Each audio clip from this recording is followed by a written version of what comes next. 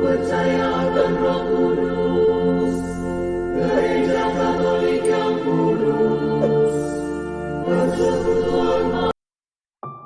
Saudara seiman yang terkasih dalam Kristus, pada kesempatan ini saya akan membagikan secuil kisah perjalanan misi Santo Fransiskus Xaverius yang sangat terkenal.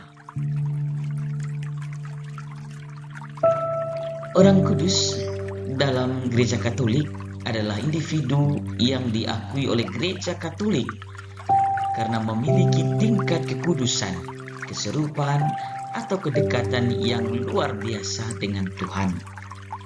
Riwayat orang-orang kudus dalam Gereja Katolik itu merujuk pada kisah hidup orang-orang yang diakui memiliki kekudusan dan kedekatan dengan Tuhan, baik yang hidup di masa lalu maupun yang masih hidup. Mereka dihormati karena kesalehan, keteladanan, dan karya-karya yang mereka lakukan dalam hidup mereka yang dianggap mencerminkan kehendak Allah. Inilah secuil kisah pengalaman iman yang dialami oleh Santo Fransiskus dalam perjalanan misinya. Namun sebelumnya, mari kita mengenal Santo Fransiskus ini. Santo Fransiskus Xaverius lahir pada 7 April 1506 dan meninggal pada 2 Desember 1552. Ia adalah seorang pionir misionaris Katolik, pendiri Serikat Yesus atau Ordo Yesuit, dan duta Injil terbaik yang pernah ada. Fransiskus terlahir dengan nama Francisco de Yaso y Azpilicueta di kota Castel Xavier di Navarra, Spanyol.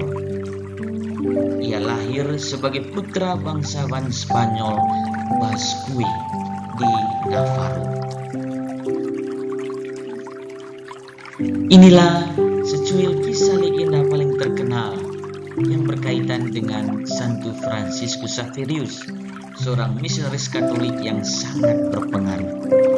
Peristiwa ini diceritakan terjadi pada tahun 1546 saat ia berlayar di perairan dekat Ambon, Maluku dalam perjalanannya menuju Malaka, NTT. Saat itu, badai besar tiba-tiba menerjang kapal yang ia tumpangi. Angin kencang dan ombak ganas mengancam akan menenggelamkan mereka. Dalam kekacauan tersebut, sebuah salib yang sangat ia hargai, hadiah dari temannya Santo Ignatius Loyola, jatuh dari tangannya dan hilang di telan ombak yang bergolak. Meskipun salib itu hilang, Fransiskus tidak kehilangan imannya.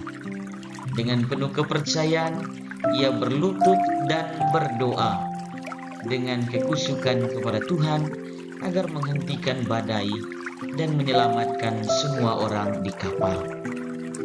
Doanya dijawab, dan secara ajaib, laut yang tadinya mengamuk menjadi tenang. Beberapa hari kemudian, setelah kapal selamat dan mendarat di pantai Malaka, NTT, keajaiban lain terjadi. Santo Fransiskus Xaverius berjalan di tepi pantai, dan pada saat itu ia melihat seekor kepiting besar merangkak keluar dari laut. Ia membawa sebuah benda di antara kapitnya, dan benda itu adalah salib yang jatuh ke laut beberapa hari sebelumnya. Kepiting itu mendekat dan dengan lembut meletakkan salib itu di hadapan Santo Fransiskus Xaverius, seolah-olah mengembalikannya.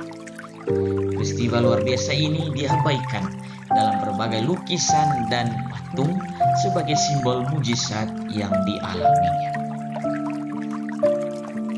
Kisah ini sering diinterpretasikan sebagai tanda dari Tuhan bahwa alam semesta tunduk pada kehendak-Nya melalui orang yang beriman. Hal ini bukan hanya sekedar cerita, tetapi juga penguat bagi banyak umat Katolik tentang kekuatan doa dan iman yang teguh, serta peran Santo Fransiskus Xaverius sebagai perantara mujizat. Kisah ini menjadi bagian integral dari tradisi dan warisan spiritual Katolik di Asia, khususnya di wilayah-wilayah yang pernah ia kunjungi, termasuk Indonesia. Saudara seiman yang terkasih, semoga kisah ini sungguh menguatkan kita, dan mari mengandalkan Tuhan di dalam doa-doa